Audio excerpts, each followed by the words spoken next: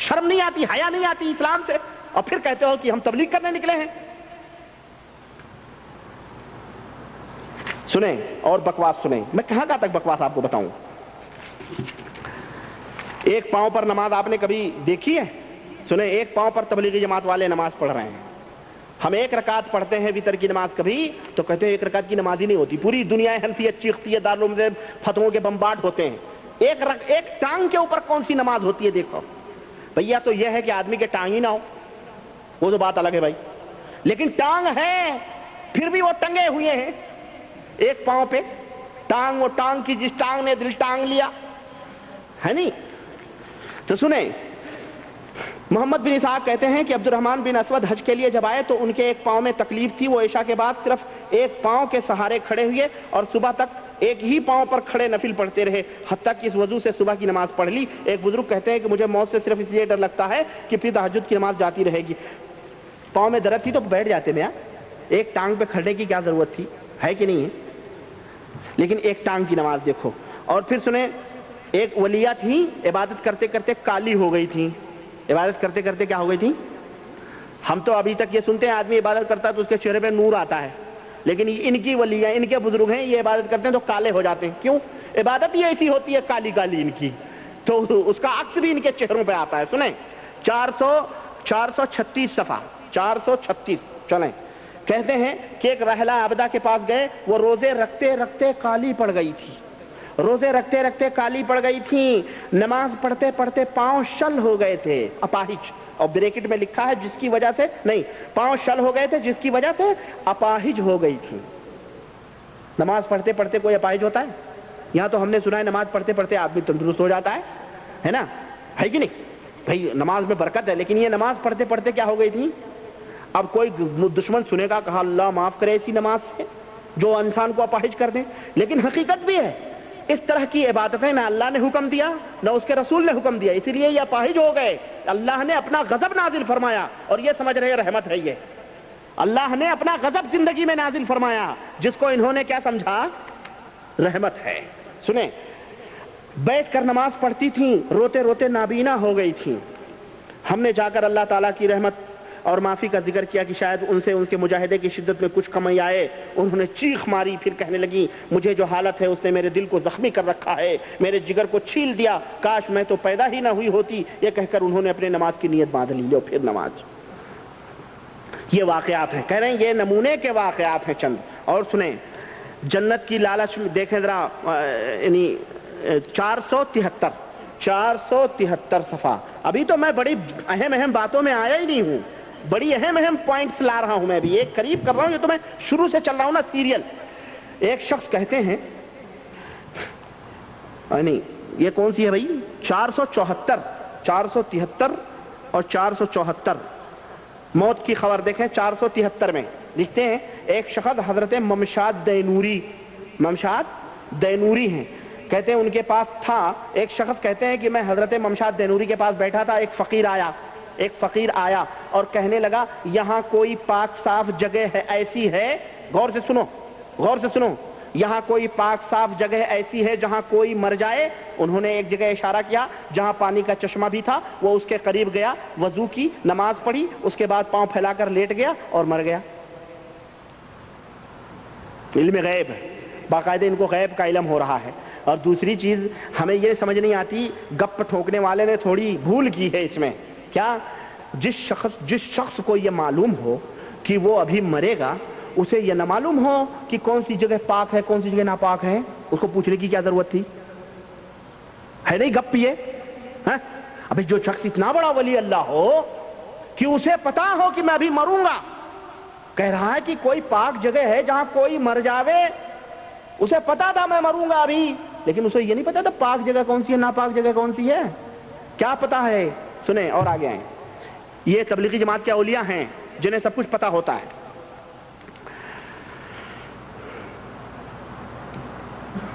لکھ رہے ہیں کہ, اور بہت ساری یہ باتیں میں بیان کر چکا ہوں, کہ وہ جو کوئی کہنے لگا جنید سے کہ لا الہ الا اللہ پڑھو تو ہنسنے لگے, کہنے لگے وہ تو کبھی دل سے گئے نہیں. اسی وہی واقعہ پھر یہاں پہ انہوں نے نقل کیا ہے. بہرحال کہتے ہیں یہی حضرت ممشاد دینوری, ان کے انتقال کے وقت ایک بزرگ ان کے پاس بیٹھے تھے, وہ ان کے لیے جنت کے ملنے کی دعا کرنے لگے کہ بھئی اللہ تعالیٰ آپ کو جنت دے۔ ممشاد دینوری ہنسے اور فرمایا دیکھو دیکھو فرمایا 30 برس سے جنت اپنی ساری زمینوں زینتوں سمیت میرے سامنے آتی رہی، میں نے ایک مرتبہ بھی اس کو نگاہ بھر کر نہیں دیکھا۔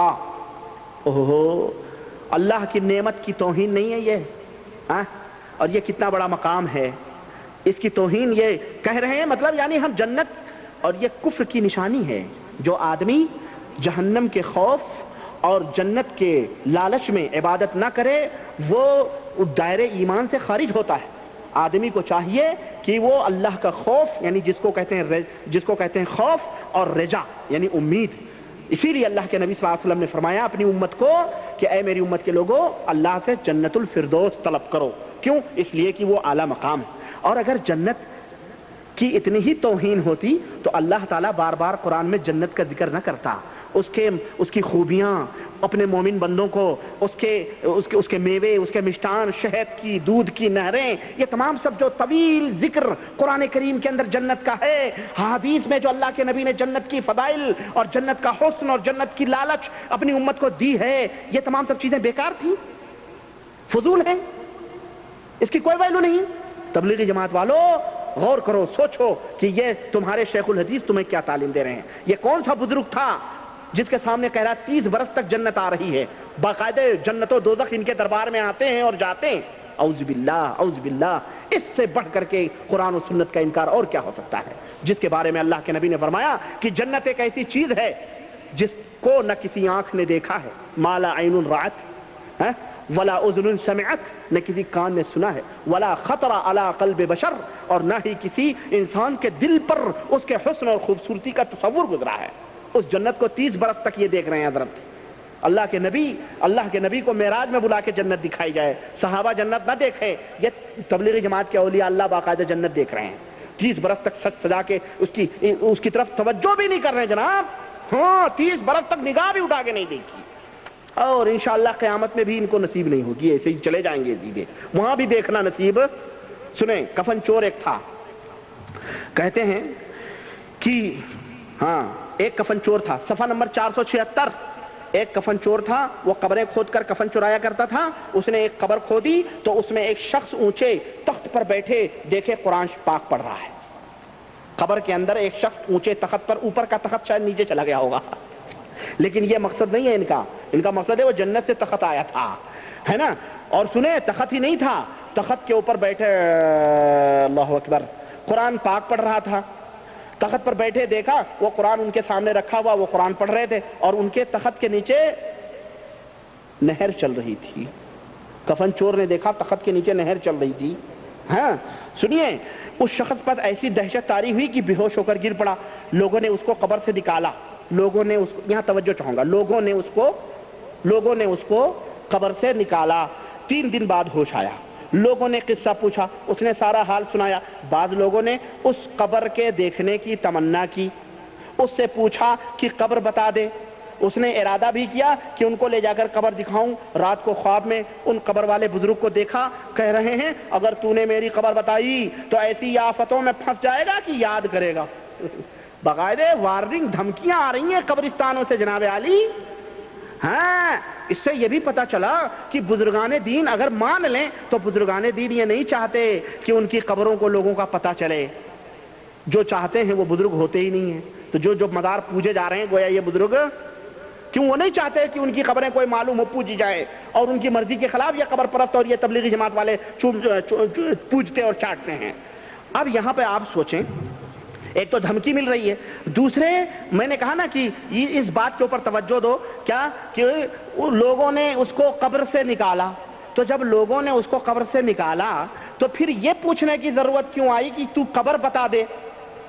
بھئی جب لوگوں نے قبر سے نکالا تو کیا وہ احمق تھا، انہیں پتہ نہیں خبر، جس قبر سے نکالا اسی قبر میں تھا نا وہ، اس نے کہا، لیکن کہتے ہیں نا زکریا صاحب سے بھول ہو گئی، تھوڑی سی یہاں چوک ہو گئی، ہم جیسے وہابی لوگوں کی نظروں سے بچ تو جا سکتے نہیں، چھوڑیں گے نہیں ان کو، ہے نا، چوک ہو گئی، یہ اور بات ہے تبلیغی جماعت والے نعرے رسالت نعرے تکبیر لگائیں اس کے اوپر، لیکن ہم نہیں لگاتے، ہم کہتے ہیں تمہارے زکریا صاحب کو قصہ بنانے میں چوک ہو گئی، کیا ہوئی؟ لکھتے ہیں کہ قبر سے لوگوں نے اس کو نکالا اور پھر لوگوں نے پوچھا کہ تو قبر بتا دے. یہ کون سی بات ہوئی؟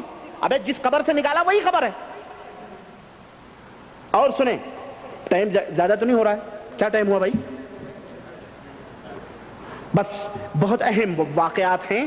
حضرت شیخ سنوسی کے جو مرنے کا پورا بیان ہے کہ مر جائیں گے، قبر میں رکھا، آنکھیں کھول دی، ایک بزرگ ہنسنے لگے، ایک بزرگ نے انگوٹھے پکڑ لیے، ایک بزرگ کہے لگانے لگے، ایک بزرگ باقاعدے. یہ تمام سب واقعات انشاءاللہ تعالی میں اگلی مجلس میں بیان کرنے کی کوشش کروں گا. اور اپنی بات یہی ختم کرتا ہوں اور اللہ سے دعا کرتا ہوں کہ اللہ تعالیٰ ہمیں اور آپ سب کو صراط مستقیم پہ چلنے کی توفیق عطا فرمائے، اور قرآن و سنت کو صحیح طور پہ سمجھنے کی اور اللہ اور اس کے رسول کے بتلانے کے حساب سے ان کی بتلائی ہوئی تعلیمات پہ عبادت کرنے کی توفیق عطا فرمائے. آمین یا رب العالمین. وصلی اللہ علی نبینا محمد وعلی آلہ وصحبہ اجمعین. والسلام علیکم ورحمۃ اللہ.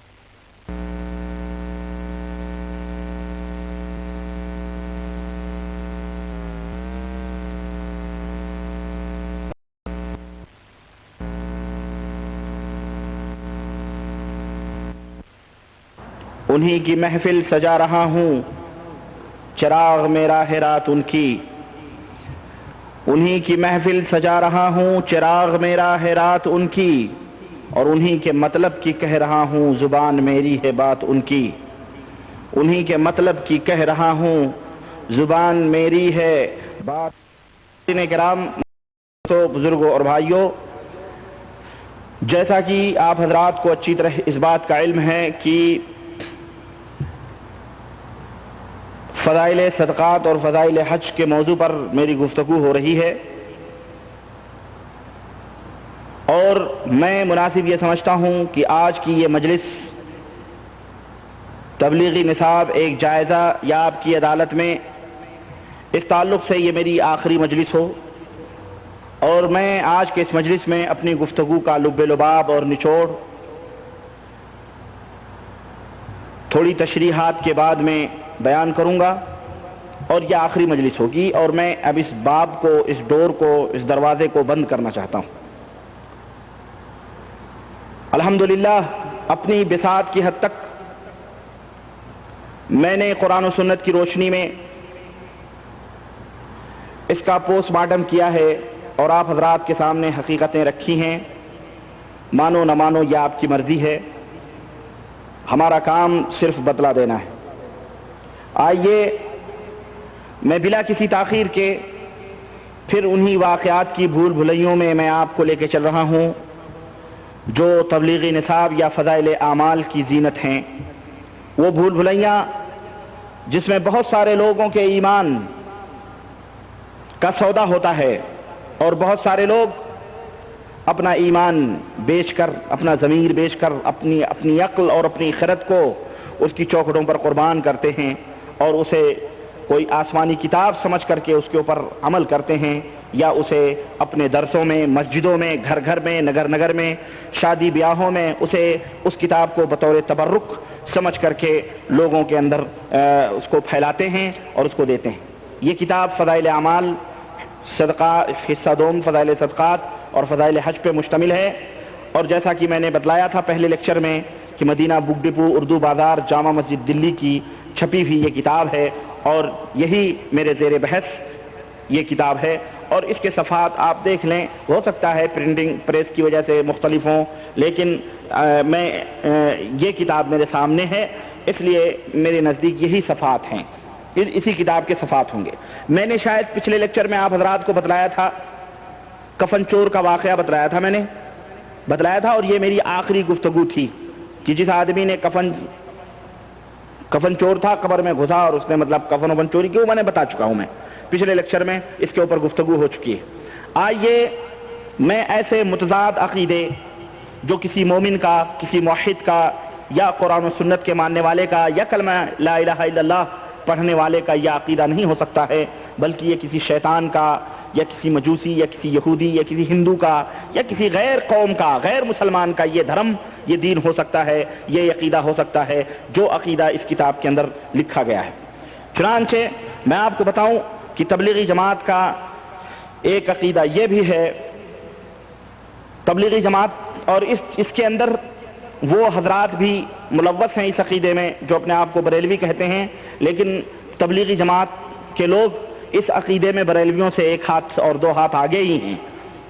ان کا یہ عقیدہ بھی ہے کہ جو آدمی مر جاتا ہے، جو اللہ کے نیک بندے ہوتے ہیں، صالحین ہوتے ہیں، وہ مرتے نہیں بلکہ وہ حقیقت میں زندہ ہوتے ہیں. ان کا وصال ہوتا ہے. وصال سمجھتے ہیں؟ وصال، وصل کہتے ہیں ملنے کو، وصال کہتے ہیں ملنے کو، ملاپ کو وصال کہا جاتا ہے. یعنی ان کی روح اللہ سے جا کر کے ملتی ہے، جب جو کبھی اللہ میں تھی جو الگ ہوئی تو پھر جا کر کے پھر وہاں ملاپ ہوتا ہے. المہم یہ عقیدہ ان کا ہے، اور اس عقیدے کے تعلق سے انہوں نے بہت سارے واقعات لکھے ہیں کہ جو اللہ کے عاشق ہوتے ہیں وہ مرتے نہیں ہیں بلکہ اس دنیا سے منتقل ہو جاتے ہیں. چنانچہ یہ فضائل صدقات حصہ دوم صفحہ 476 میرے سامنے ہے. اس کتاب کے اندر حضرت زکریا صاحب لکھتے ہیں کہ شیخ ابو یعقوب سنوسی کہتے ہیں کہ میرے پاس ایک مرید آیا اور کہنے لگا کہ میں کل کو ظہر کے وقت مر جاؤں گا. چنانچہ وہ واقعی مر گیا. میں نے اسے غسل دیا اور دفن کیا. جب میں نے اسے قبر میں رکھا تو اس نے آنکھیں کھول دی. جب میں نے اس کو قبر میں سلایا تو اس نے آنکھیں کھول دی. میں نے کہا کہ مرنے کے بعد بھی زندگی ہے؟ کہنے لگا میں زندہ ہوں اور اللہ کا ہر عاشق زندہ ہی رہتا ہے. نعوذ باللہ، نعوذ باللہ اور ہزار بار نعوذ باللہ. یہ کون سا عقیدہ ہے؟ میرے تبلیغی جماعت کے بھائیوں آپ بتلاؤ. حضرت زکریا صاحب اس اپنی کتاب کے اندر لکھ رہے ہیں فضائل صدقات حصہ دوم صفحہ 476 کے اندر، اور ایک واقعہ نہیں بلکہ اور بھی واقعات لکھ رہے ہیں. کہتے ہیں کہ ایک بزرگ کہتے ہیں کہ میں نے ایک مرید کو غسل دیا. میں نے ایک مرید کو غسل دیا، اس نے میرا انگوٹھا پکڑ لیا. میں نے کہا میرا انگوٹھا چھوڑ دے، مجھے معلوم ہے کہ تو مرا نہیں ہے بلکہ تو زندہ ہے، ایک مکان سے دوسرے مکان میں منتقل ہو گیا ہوگا، اور میرا انگوٹھا چھوڑ دے. چنانچہ اس نے وہ انگوٹھا چھوڑ دیا. میں سمجھتا ہوں کہ بڑا شرارتی رہا ہوگا وہ، ہے کہ نہیں؟ اور گستاخ معلوم ہوتا ہے وہ جس نے اپنے پیر کے انگوٹھے پکڑ لیے، اور جب تک یقین اس نے نہیں دلا دیا کہ میں زندہ ہوں تب تک اس نے انگوٹھا بھی نہیں چھوڑا. کتنی بڑی گستاخی تھی اس کی.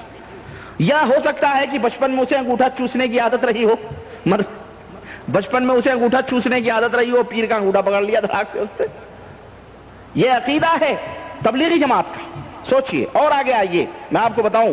کہتے ہیں کہ مشہور بزرگ ابن جلا فرماتے ہیں کہ میرے والد کا انتقال ہوا. انہیں نہلانے کے لیے جب تختے پر رکھا تو ہنسنے لگے. وہ جب تختے پر نہلانے کے لیے مردے کو رکھا تو وہ ہنسنے لگے. نہلانے والے چھوڑ کر چل دیے. ظاہر اب کیا کرے گا کوئی آدمی، مردہ ہے وہ ہنس رہا ہے کہیں لگا کے، تو اس کو کون نہلائے گا؟ اور میں سمجھتا ہوں کہ نہلانے والوں نے تھوڑی گدگدی لگا دی ہوگی، جبھی تو اس کو اس طرح کے کہے اس کے شروع ہو گئے. میرے بھائی اس طرح کے یہ عقیدے اور بھی ہیں، اور میں آپ کو بتاؤں یہی فضائل صدقات ہے. اور اس کے اوپر زکریا صاحب لکھتے ہیں کہ اس طرح کے بہت سارے واقعات ہیں، اس میں اختلاف نہیں ہے. مرنے کے بعد مردوں نے کلام کیا، اس میں اختلاف نہیں ہے، بلکہ بعض دوسرے صحابہ سے بھی نقل کیا گیا ہے. میں زکریا صاحب سے پوچھوں یا تبلیغی جماعت کے بھائیوں سے پوچھوں کہ میرے بھائیوں جب صحابہ سے وہ باتیں منقول تھیں تو اسے نقل کرنا چاہیے تھا نا. ان بزرگوں کی باتیں نقل کرنے سے تمہیں کیا فائدہ؟ لیکن اصل میں یہ ہاتھی کے دانت ہیں جو دکھانے کے لیے کچھ ہوتے ہیں اور کھانے کے لیے کچھ ہوتے ہیں. یہ دعوے ہیں، جیسے یہ اپنے مذہب کے بارے میں کہتے ہیں ہمارا مذہب قرآن و حدیث سے ملا ہوا ہے، ہمارا مذہب قرآن و سنت کا نچوڑ ہے. لیکن جب ان سے کہو کہ میرے پیارے یہ کون سے قرآن اور کون سے حدیث میں ہیں، کہتے ہیں ہمارے بزرگوں کے پاس دلیل ہوگی، ہمارے بزرگوں کے پاس دلیل ہوگی. اس طرح کی باتیں کرتے ہیں جاہل. بڑے بڑے علماء کہتے ہیں ہمارے بزرگوں کے پاس دلیل ہوگی، جبھی تو انہوں نے یہ بات کہی ہے. تو نقل تو زکریا صاحب نے کر دیا کہ دوسرے صحابہ سے بھی نقل ہے، تو تمہیں تو سب سے بڑی بات دلیل تو صحابہ کی ہونی چاہیے. صحابہ کی بات لا کے نقل کرتے تم ان بزرگوں کی کہانیاں کیوں لے کے بیٹھ گئے؟ اور سنیں آپ، اور سنیں 483 صفحہ کھولیں. ابھی میں بتاتا ہوں آپ کو. اور بھی 483 صفحہ جس کے اندر لکھتے ہیں کہ ابو علی روز باری کہتے ہیں کہ ایک فقیر میرے پاس عید کے دن آیا، بہت برے پرانے کپڑے میں، کہنے لگا کوئی پاک صاف جگہ ایسی ہے جہاں کوئی غریب فقیر مر جائے، میں نے لاپرواہی سے لغو سمجھ کر کہہ دیا اندر آ جا اور جہاں ہے پڑھ کے مر جا۔ وہ اندر آیا، وضو کی، چند نمازیں پڑھی اور لیٹ کر مر گیا۔ سوچئے جس بزرگ کو یہ معلوم ہو کہ وہ ابھی مرنے والا ہے، اسے یہ نہ پتا ہو کہ کون سی زمین پاک ہے کون سی زمین ناپاک ہے، اس کو پوچھنے کی کیا ضرورت تھی؟ لیکن کہانی لکھنے والے نے اور زکریا صاحب نے جو کہانی لکھوائی ہے کسی رائٹر سے، شاید وہ چوک ہو گئی اس رائٹر سے، اس کو ذرا اور کچھ حقیقت ثابت کرنے کے لیے کچھ اور مرچ مسالے لگانے چاہیے تھے، چنانچہ وہ لیٹ مر گیا، چلے مر گیا اس نے۔ کہتے ہیں اس کی تجہیز و تکفین کی، جب قبر میں اس کو سلایا، سوچا لاؤ ذرا منہ دیکھ لیں، کفن اٹھا کر کے دیکھا اس نے کہا کہ میں نے اس کا منہ کھول کر کے سوچا زمین پہ اس کا منہ رکھ دوں تاکہ اللہ تعالیٰ اس کے اوپر رحم فرمائے۔ اس کا منہ کھولا، جیسے ہی کفن سے آنکھیں اس نے کھول دی۔ میں نے پوچھا میرے سردار کیا موت کے بعد بھی زندگی ہے؟ کہنے لگا میں زندہ ہوں اور اللہ کا ہر عاشق زندہ ہوتا ہے، اور سنو وعدے بھی ہو رہے ہیں اور کہہ رہا ہے کہ میں کل قیامت میں اپنی وجاہت سے، یعنی اپنی بڑائی اور اپنے مقام اور مرتبے کا سہارا لے کر کے تیری مدد کروں گا قیامت کے دن۔ نعوذ باللہ، تبلیغی جماعت کے یہ بزرگان دین ہیں جن کے ڈنکے دنیا ہی میں نہیں بلکہ آخرت میں بھی بج رہے ہیں جناب عالی، وہاں بھی ان کے چار دانگ کے ڈنگے بج رہے ہیں۔ بریلوی اپنے بزرگوں کے بارے میں کہے تو وہ تو بدعتی اور مشرک ہے، اور یہ کون سے لوگ ہیں؟ اور میں کیا کہوں؟ اور چلیے ان کے بزرگان دین لبیک بھی سنتے ہیں، سنیے لکھتے ہیں 484 صفحے کے اندر، اچھا اسی کے اندر میں آپ کو بتاؤں ایک اور واقعہ بڑا عجیب و غریب، اللہ اکبر، اور میری سمجھ میں نہیں آتا، میں سمجھتا ہوں یہ لوگ یہودی تھے کیا؟ یہ لکھنے والے یہودی ہیں یا تبلیغی جماعت والے یہودی ہیں، نصرانی ہیں، کیا ہیں یہ؟ مجھے تو یقین نہیں آتا ہے۔ میں سمجھتا ہوں کہ جس طرح سے عبداللہ ابن سبا نے اسلام کا چولا پہن کر اور مسلمانوں کو گمراہ کیا اور حضرت علی کے بارے میں لوگوں کو یہ تاثر دیا کہ دیکھو حضرت علی جو ہیں وہی نبی بننے والے تھے، یا حضرت علی الوہیت کے مقام اور درجے پہ بیٹھے ہوئے ہیں، میں سمجھتا ہوں کہ یہودیوں نے اسلام کا لباس اوڑھ کر کے، تبلیغی لباس اوڑھ کر کے اب مسلمانوں کے ایمان و عقیدوں پہ ڈاکہ ڈالنا شروع کیا ہے، ورنہ یہ شیخ الحدیث ہیں، اللہ کی قسم۔ صفحہ 480 کھولیں نہایت ادب اور احترام سے اور واقعہ پڑھیں صفحہ 480 کا۔ کہتے ہیں حسن بن حی کہتے ہیں کہ میرے بھائی علی جو تھے ان کا جس رات میں انتقال ہوا، انہوں نے مجھے آواز دے کر پانی مانگا، میری نماز کی نیت بند رہی تھی، میں سلام پھیر کر پانی لے کر گیا، میں نماز چونکہ نیت باندھ لی تھی اس لیے انہوں نے پانی مانگا، لیکن میں نماز میں تھا، لیکن سلام پھیر کر میں پانی لے کر کے گیا، وہ فرمانے لگے میں تو پی چکا ہوں، میں پی چکا۔ زکریا صاحب لکھتے ہیں کہ پھر اس بزرگ نے کہا کہ میں نے کہا کہ آپ نے کہاں سے پی لیا؟ گھر میں تو میرے اور آپ کے سوا کوئی اور ہے نہیں، ارے ایک تو میں ہوں یا تو آپ ہیں، اور ہم دونوں کے سوا تو اور کوئی گھر میں ہے نہیں۔ کہنے لگے مسلمانوں ذرا توجہ سے میری گفتگو سنو، اور آپ کی توجہ چاہتا ہوں، اور میرے تبلیغی بھائیوں اس دل کے اوپر ہاتھ رکھ کر کے ذرا آپ بھی سوچو جس دل سے آپ حق ہو حق ہو حق ہو کے نعرے اور تسمیہ گنتے ہیں، آپ کے ایمان کو میں آواز دے رہا ہوں اور انصاف کو آواز دے رہا ہوں، جس بات پر تم ربانی کو گالیاں دیتے ہو اور کہتے ہو کہ یہ ہمارے بزرگوں کی دھجیاں بگاڑ رہا ہے، ہمارے بزرگوں کی قلیاں کھول رہا ہے، ہمارے بزرگوں کے پول کھول رہا ہے۔ ہم شیخ کی سنتے تھے مریدوں سے بزرگی، ہم شیخ کی سنتے تھے مریدوں سے بزرگی، تحریر سے دیکھا تو امامے کے سوا ہیچ، سوائے فخر الاماثل زبدۃ الاماثل حضرت مولانا الحاج الحافظ المحدث محمد زکریا صاحب مدد اللہ شیخ الحدیث مدرسہ مظاہر العلوم سہارنپور دیوبند، اس کے علاوہ ہمیں ان میں کچھ نظر نہیں آتا ہے۔ یہ کفر کا عقیدہ دیکھو تبلیغی جماعت کے بھائیوں، کفر دیکھو، کفر یہ دیکھو۔ ہم مسلمانوں کا یہ عقیدہ ہے کہ خاتم النبیین جناب محمد الرسول اللہ صلی اللہ علیہ وسلم اس دنیا میں تھے، جب تک تھے تب تک جبریل آیا کرتے تھے نا وہی لے کر کے، اور ان کا کام ہی ہے نبیوں کے پاس وہی پہنچانا۔ نبی کریم صلی اللہ علیہ وسلم اس دنیا سے چلے گئے، وفات ہو گئی آپ کی، تو جبریل کا آنا بھی اس دنیا کے اندر کیا ہو گیا؟ بند ہو گیا۔ حضرت فاطمہ الزہرا کہتی ہیں جبریل میں اپنے ابا کے موت کی خبر تجھے کیسے دوں؟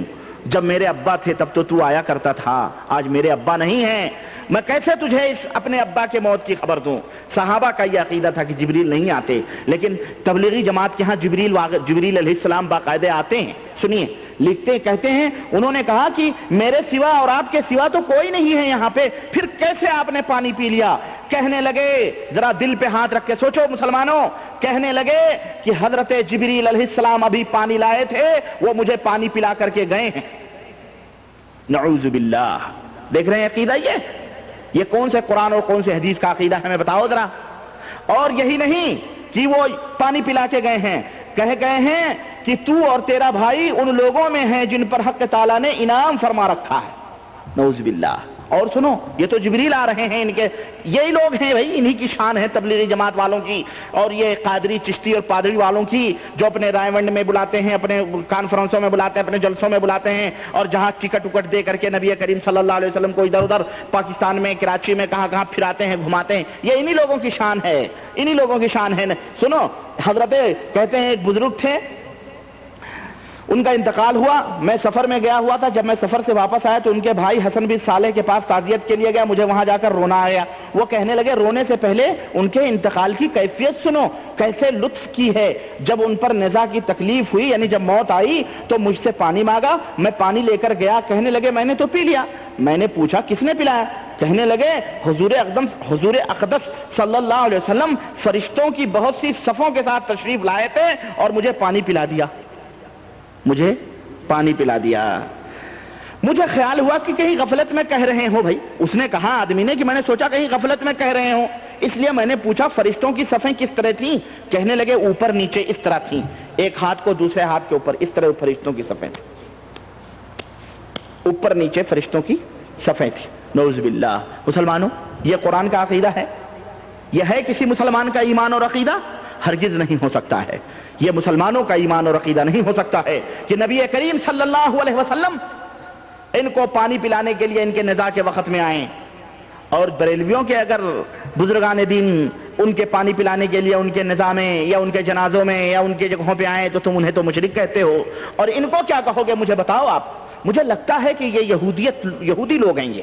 یہ نماز، روزہ، حج، زکوٰۃ جو ہے نا، یہ صرف ایک ٹائٹل ہے اندر طور، اور یہ جو چلت پھرت کر رہے ہیں یہ جاہل بیچارے، یہ تو جاہل ہیں، ان کو تو چھوڑو، یہ تو جاہل ہیں جو لوٹے اور بسترے لے کر کے ادھر ادھر دوڑتے ہیں، سمجھ، یہ تو جاہل ہیں۔ میں ان کی بات کر رہا ہوں جو مرکزوں میں بیٹھ کر کے خوب ان لوگوں کو گمراہ کر رہے ہیں، اور ان کو تبلیغ کے نام پر یہ تمام سب کر رہے ہیں۔ اللہ کی قسم مجھے لگتا ہے یہ لوگ یہودی یا نصرانی ہیں، یہ مسلمان نہیں ہے صحیح طور پر۔ کیوں؟ اس لیے کہ ایسا فاسد عقیدہ، نعوذ باللہ، کہ اللہ کے نبی کی کو وفات ہو گئی، زمانہ ہوا، اللہ کے نبی صلی اللہ علیہ وسلم کو ان کے موت کی خبر ہو رہی ہے، بزرگ کے باقاعدہ حضور پانی لے کے آ رہے ہیں، ان کو پلا رہے ہیں، ان کو سب کچھ کر رہے ہیں، اور وہیں حضرت عثمان غنی رضی اللہ تعالیٰ عنہ تڑپ کر کے مر گئے، ذبح کر دیا گیا انہی کے حجرے میں، نبی کریم صلی اللہ علیہ وسلم کے بغل میں۔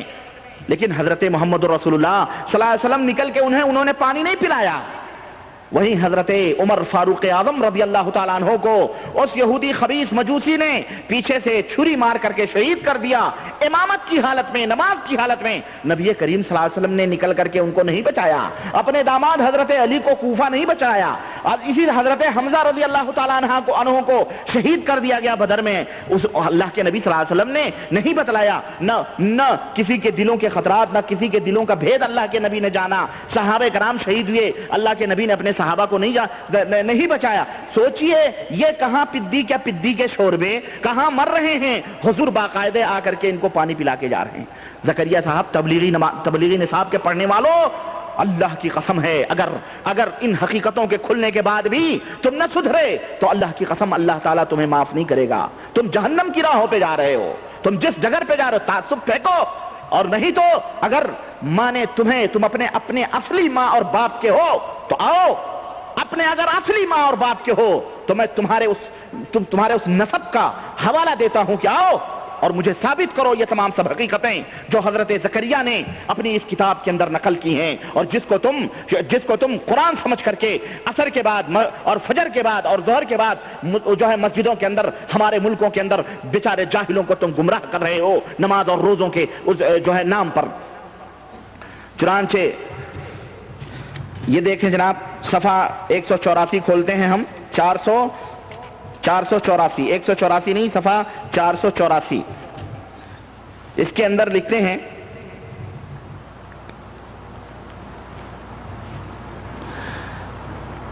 چلیں چھوڑیں بہت لمبے کہتے ہیں باب بنی ابو سعید خزاز کہتے ہیں ایک مرتبہ مکہ مکرمہ میں باب بنی شیبہ سے نکل رہا تھا، دروازے سے باہر میں نے ایک نہایت خوبصورت آدمی کو مرے ہوئے دیکھا، نہایت خوبصورت آدمی کو میں نے مرے ہوئے دیکھا، باب بنی شیبہ کے سامنے پڑا ہوا دیکھا کہ مرا ہوا پڑا ہوا.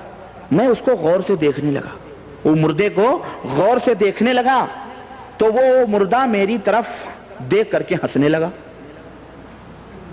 سوچو یہ کوئی فلم کی کہانی اسٹوری بیان کی جا رہی ہے یا کوئی جنات اور بھوت کی کوئی اسٹوری بیان کی جا رہی ہے؟ وہ مردہ میری طرف دیکھ کر ہنسنے لگا اور کہنے لگا ابو سعید. اوہ، صرف ہنسنے ہی نہیں لگا، دیکھنے ہی نہیں لگا، باقاعدہ ان کو پہچانتا بھی تھا. کہتا ابو سعید تمہیں معلوم نہیں کہ محبت والے دوست مرا نہیں کرتے، ایک عالم سے دوسرے عالم میں منتقل ہو جاتے ہیں. اعوذ باللہ اعوذ باللہ. دیکھ رہے ہیں آپ؟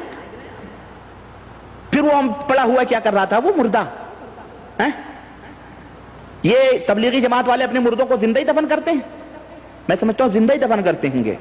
اس کتاب کے بنیاد پر تو عدالت میں، کورٹ میں ان کے خلاف اپلیکیشن داخل کرنی چاہیے کہ یہ لوگ اپنے مردوں کو زندہ دفن کرتے ہیں، ان کے مردے سارے زندہ ہوتے ہیں، اس لیے ان کو قبروں میں نہ دفن کیا جائے اور پہچان کے لیے ان کو انگاروں میں ڈال دیا جائے تاکہ پتہ چلے بھائی زندہ ہیں مر گئے ہیں. کیونکہ یہ لوگ قبروں میں جا کے آنکھیں کھولتے ہیں، بڑی مستیاں کرتے ہیں قبروں کے نیچے، انگوٹھے پکڑتے ہیں، کہے لگاتے ہیں، ہنستے ہیں، باقاعدہ وعد و وعید کرتے ہیں، اپنی وجاہتوں سے بخشواتے ہیں، باقاعدہ یہ تمام وعدے کرتے ہیں ذرا ان کے مردوں کو اس طرح کو آزمایا جائے الیکٹرک دے کر کے کہ یہ مر چکے ہیں صحیح طور پہ کہ نہیں مرتے. یہ کون سا عقیدہ ہے؟ مردے مرتے نہیں. اللہ تبارک فرماتا ہے کل نفس ذائقۃ الموت، ہر نفس کو موت کا مزہ چکھنا ہے. نبی کریم صلی اللہ علیہ وسلم کے اوپر موت آئی، آپ کی لاش مبارک رکھی ہوئی، صحابہ کرام کے اندر انتشار ہوا، جھگڑا ہوا، اللہ کے نبی نے تو زبان نہ کھولی. یہ کون سے مردے تھے جو کہے لگا رہے ہیں؟ یہ کون سے مردے تھے جو انگوٹھے پکڑ رہے ہیں؟ یہ کون سے مردے تھے جو باقاعدہ اپنی وجاہتوں سے آخرت میں نجات کے وعدے کر رہے ہیں؟ نعوذ باللہ، جس کو خود پتہ نہ ہو. اللہ اکبر، اللہ کی قسم اگر ان واقعات کے اوپر میں بولوں نا تو اس کے لیے گھنٹوں چاہیے، میرے پاس وقت نہیں ہے. اس لیے آئیے میں اپنی بات کو چھوڑیں، آپ حضرات کو اشارہ دے دیتا ہوں بس. اب یہ چھوڑیں، میں اب یہ کلوز کر رہا ہوں. اللہ کی قسم اس فضائل صدقات میں ایسے بدباطی عقیدے ہیں کہ میں آپ کو کیا بتاؤں. آگے چلتے ہیں. ہماری منزل فضائل حج بہت ہے، میں نہیں چاہتا ان کو چھیڑنا اور نہ میں زیادہ کیا بولوں. میں تبلیغی جماعت کا عقیدہ یہ ہے کہ مردے سنتے ہیں اور باقاعدہ بولتے بھی ہیں. چنانچہ فضائل حج اٹھائیے صفحہ نمبر 170، فضائل حج صفحہ نمبر 127.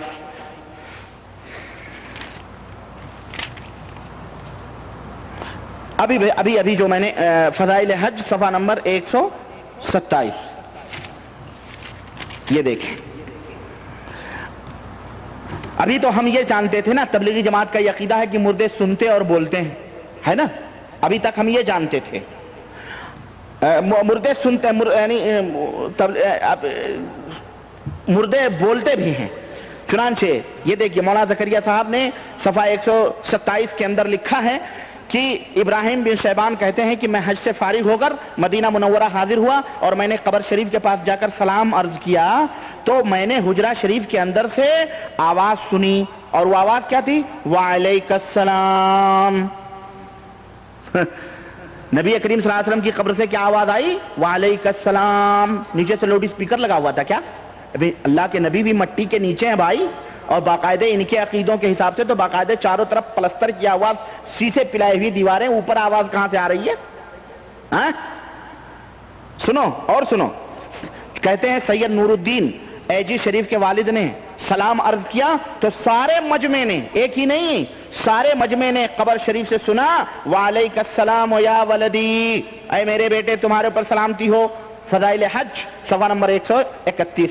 اسی طرح لکھتے ہیں کہ ابو بکر دیار بکری کو بھی سلام کا جواب ملا. شیخ ابو نصر کرخی نے اس سلام کے جواب کو سنا. سوال یہ ہے کہ یہ سننے والے نبی کریم صلی اللہ علیہ وسلم کی آواز کو پہچانتے تھے؟ پھر कैसे ये समझ गए कि ये नबी करीम सल्लल्लाहु अलैहि वसल्लम की आवाज है? इनसे कोई पूछे कि ये तुम नबी करीम सल्लल्लाहु अलैहि वसल्लम की आवाज को सुने थे कभी जिंदगी में? ये बुजुर्ग सहाबे कराम सलाम करें जिन्होंने सुना, जवाब ना आए। हजरत आयशा सलाम करें, जवाब ना आए। अबू बकर सलाम करें, जवाब ना आए। उमर बिन खत्ताब सलाम करें, जवाब ना आए। हज़रत अली सलाम करें, जवाब नवासे रसूल सलाम करें, जवाब ना आए। अज़वाज मुतहरा सलाम करें, जवाब ना आए। ये तबलीगी जमात के ये तबलची मुल्ले हैं, इनको क्या कहें जो बाकायदे जवाब सुन रहे हैं? इनको क्या कहे? जकरिया साहब अगर ये जिंदा होते, अल्लाह की कसम, तो मैं इनको क्या कहूं? मैं इनको क्या कहूं? ये तो मर गया है आदमी। अब ये तो गंद फैला करके उम्मत के अंदर हमारे हिंदुस्तान पाकिस्तान वालों को गुमराह करके गया ही। लेकिन मुसलमानों, तुम खुद सोचो, तुम्हें अकल है, तुम खुद समझो, इस किताब को खुद पढ़ो, देखो, अपनी आंखों से देखो, तुम कब तक गुमराह होते रहोगे? और सुनो, यही नहीं, और अगर ये वाकयात सच है, अगर ये वाकयात सच्चे हैं, तो मैं पूछना चाहता हूं कि अब क्या रुकावट है जवाब आने में? अब क्यों नहीं सलाम का जवाब आता है? हर साल लाखों की तादाद में लोग जियारत के लिए जाते हैं, लेकिन सारे के सारे सलाम का जवाब सुनने से महरूम रहते हैं। कोई तबलीगी भी सुना है सलाम का जवाब? बताओ, जवाब दो, क्या वजह है कि अब औलिया अल्लाह नहीं रहे दुनिया में? सिर्फ वली अल्लाह ही वही दो चार सुनते थे, बाकी आप नहीं कोई सुनता। और जवाब सुनने में तो इन्होंने कहा कि पूरे मजमे ने सुना, तो क्या पूरा मजमा? भाई एक वली अल्लाह सलाम करे, पूरे मजमे को सुनाया जाए। और आज अगर ऐसा खो जाए, तबलीगी जमात वाले भाइयों, इनसे कहो कि तुम सुनवाओ हमको, तुम सुनवाओ, और लाउड स्पीकर लगा दो।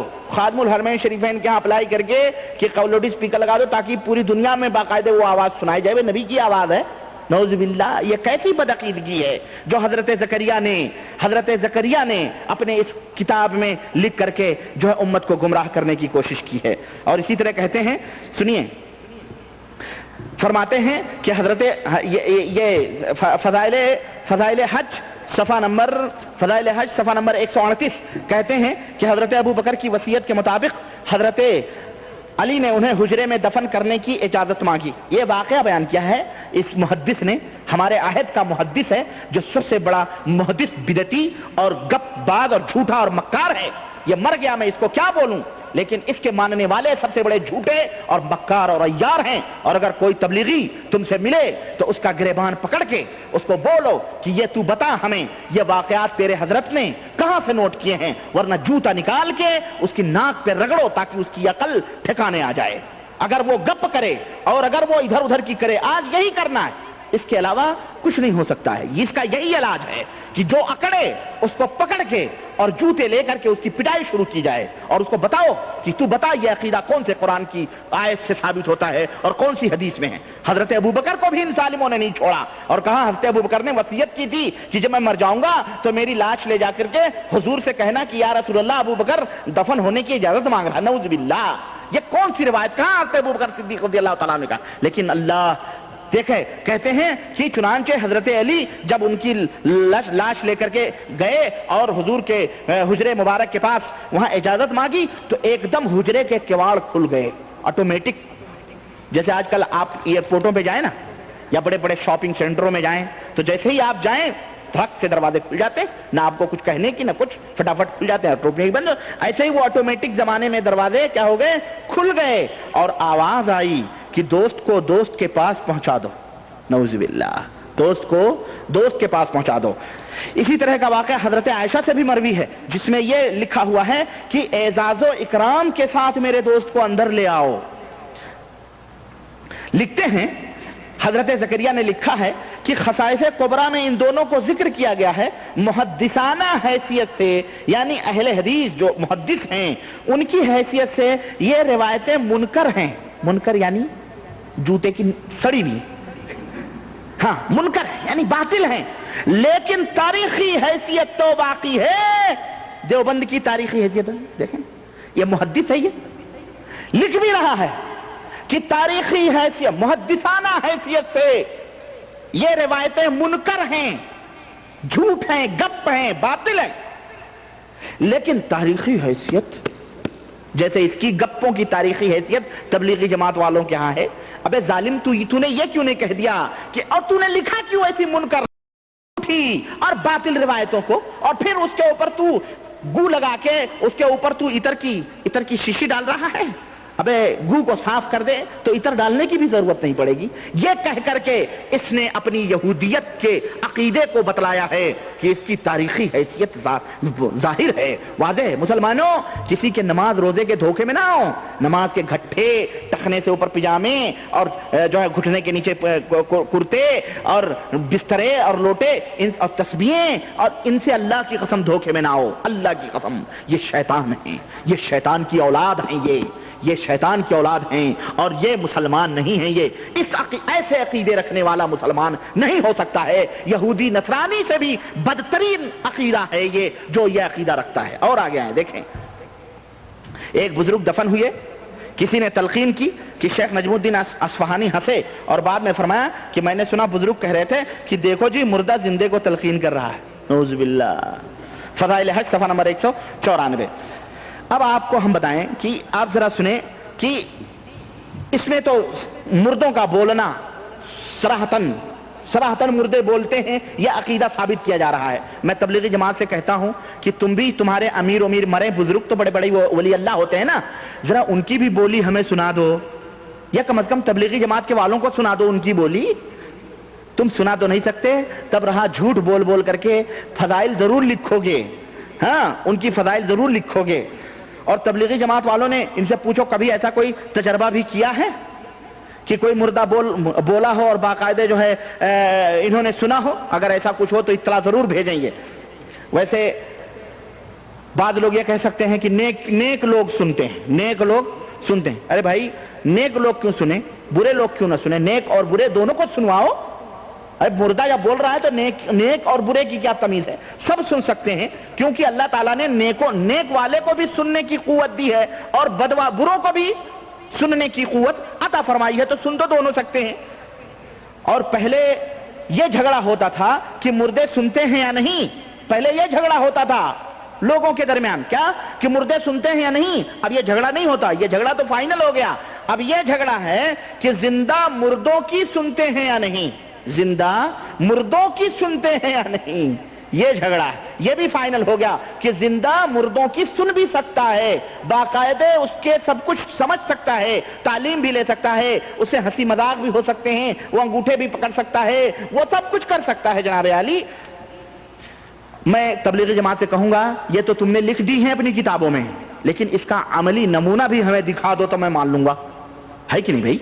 भैया मुर्दे सुनते हैं और जिंदे उनकी बोलियां समझ जाते हैं, सुनते हैं, तो जरा इनका अमली नमूना भी हमें किसी रायवंड या निजामुद्दीन मरकज से लाके दिखा दो, बता दो। तुम्हारे तबलीगी बहुत मरते हैं, मरते होंगे यूं ही बिस्तरों पे या कहीं सड़कों पे मर जाते होंगे, इनको जहाद में मरने की तो तौफीक नहीं है।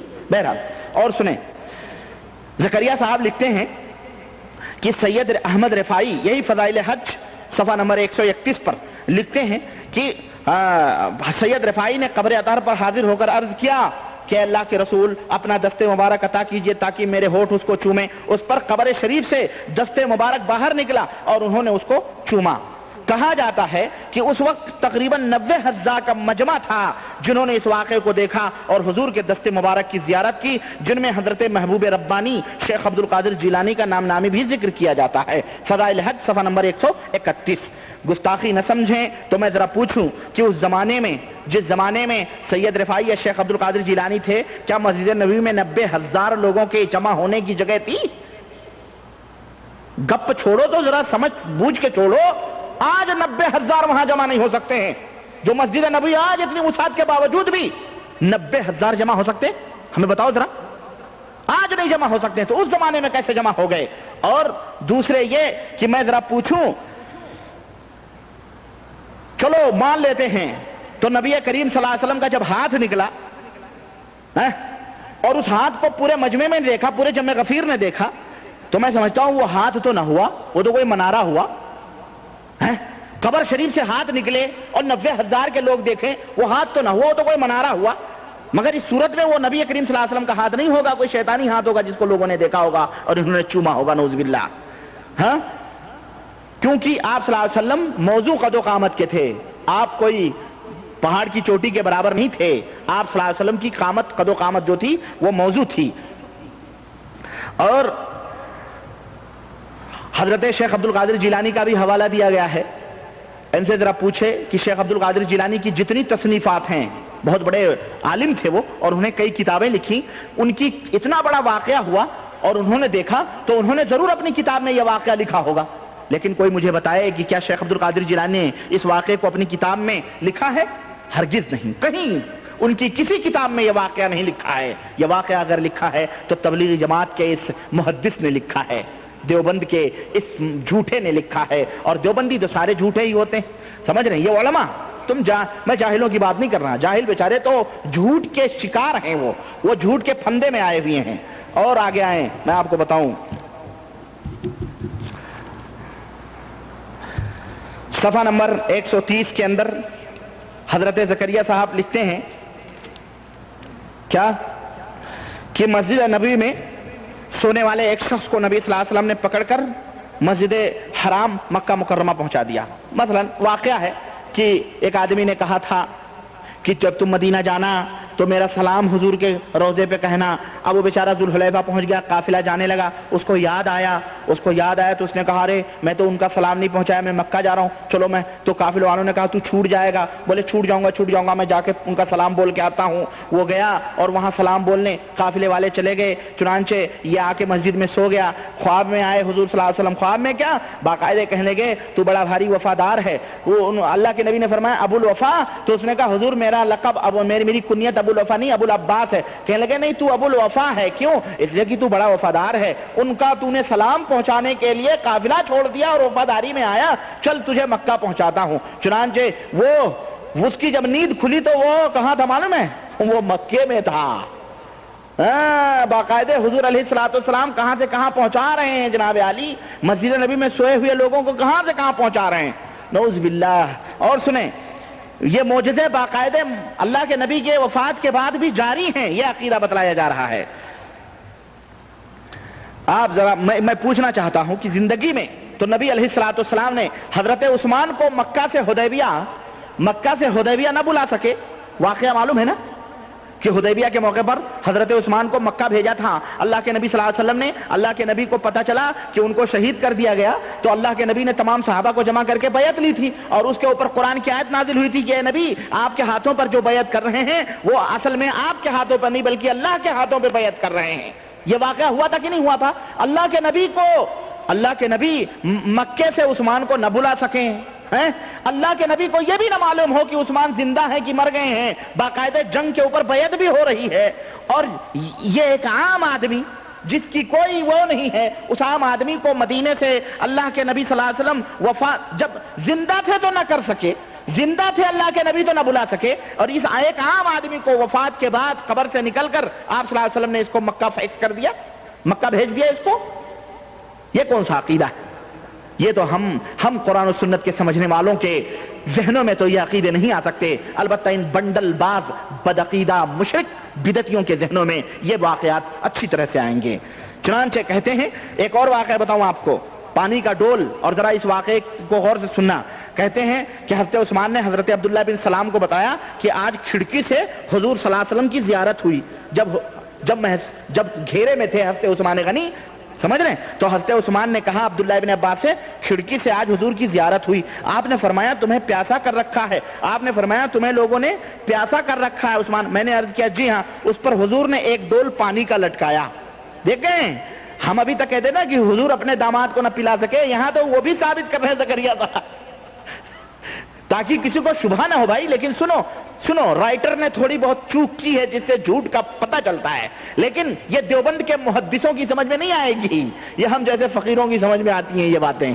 ہاں، یہ دیوبند کے محدث جو دونوں آنکھوں سے اندھے ہوتے ہیں ان کی سمجھ میں نہیں آئے گی۔ سنو، کہتے ہیں پانی لٹکایا جس میں سے میں نے پانی پیا، حضور نے ڈول لٹکایا تو اس میں سے پانی پیا، اس پانی کی ٹھنڈک اب تک مجھے محسوس ہو رہی ہے۔ اس کے بعد حضور نے ارشاد فرمایا ان کے مقابلے میں مدد چاہتے ہو، ان کے مقابلے میں جنہوں نے تمہیں گھیرا ہوا ہے مدد چاہتے ہو یا میرے پاس آ کر روزہ کھولنا چاہتے ہو، روزہ افطار کرنا چاہتے ہو؟ میں نے عرض کیا حضور کی خدمت میں حاضری چاہتا ہوں، چنانچہ اسی دن شہید کر دیے گئے۔ فضائل حج صفحہ نمبر 132۔ کچھ سمجھ آئی آپ کو؟ آپ بتائیں اس واقعے میں جھوٹ کہاں چھپا ہوا ہے اور کیسے پتہ چلتا؟ آپ بتائیں جی۔ جزاک اللہ خیر الجزا. کہہ رہا ہوں نا ان وہابیوں کی سمجھ میں آئے گی. ان دیوبندی گلابی وہابی جو بنتے ہیں کہتے ہیں نا سعودی آتے ہیں تو کہتے ہیں ہم وہابی ہیں ہے نا, اور یہاں تبلیغی جماعت والے جوتیاں چٹ کھاتے پھرتے ہیں کہتے ہیں نہیں ہم لوگ مکے کی زندگی سعودیہ میں گزار رہے ہیں. ابے منافق ابی بن کعب کی اولاد ہے نا, ہاں ابی بن سلول کے پوتڑے, تو کیا تیری کیا حیثیت سعودیہ عرب مکے کی سرزمین جیسی جو کفار و مشرکین کا زمانہ تھا وہ زمانہ ہے یہ ظالم بدعقیدہ مشرک. تیری سمجھ میں نہیں آتا تجھے کن کن احمقوں نے تعلیم دی ہے, گمراہ کہیں کا. کہہ رہا ہے کہ ہم سعودیہ میں, جب ان سے یہ کہا گیا کہ بھائی تم بھی کھلم کھلا لوگوں کو دعوت دو, کہتے ہیں ہم سعودیہ عرب میں جو ہے مکے والی زندگی جو حضور کی تھی نا چپ کے دعوت دینا وہ زندگی گزار رہے ہیں. یہاں پر جتنے علماء ہیں سارے مشائخ ہیں سب ابو جہل ابو لہب عتبہ ابن شیبہ اور اس زمانے کے کافر اور مشرکین جیسے ہیں. نعوذ باللہ, یہی تو کہنا چاہتا ہے یہ جاہل ابن الجاہل, جاہل کا بیٹا, جاہل کی اولاد, مشرک بدعقیدہ. یہ اس طرح کے یہاں پہ تانے دیتا ہے خبیث. اس کے وجود کو اس سرزمین سے پاک کر دینا چاہیے, بلکہ اس کو اس دنیا سے پاک کر دینا چاہیے جو اس طرح کے بدعقیدگی امت کے اندر پھیلا رہا ہو. سنو وہی بات ہے, رائٹر نے چوک کر دی. ایک طرف کہہ رہا ہے حضور نے پانی پلایا, دوسری طرف کہہ رہا ہے کہ روزہ ہمارے پاس کھولنا. ابے جب وہ روزہ تھے تو انہوں نے پانی کیوں پیا؟ تیری سمجھ میں نہیں آتی یہ بات. یا حنفی مذہب میں پانی بھی پیو کھانے بھی کھاؤ پھر بھی روزے سے رہو. سمجھ ذرا, سوچو ذرا, عقل سے کام لو. تبلیغی جماعت والوں کو چاہیے ذرا اچھے رائٹر تلاش کریں, سلیم جاوید جیسے لوگ, ہاں ان کو اچھی کہانیاں دیں گے یہ لوگ. یہ ایسی کہانیاں ہم لوگوں کی سمجھ میں اچھی طرح سے آ جاتی ہیں. حضرت حسین پیاسے کربلا میں شہید کر دیے گئے, حضور نے انہیں پانی نہیں پلایا اور حضرت عثمان نے سارا ڈول ہی خالی کر دیا. ان سے کوئی پوچھے تبلیغی جماعت کے مولویوں سے پکڑ کر کے.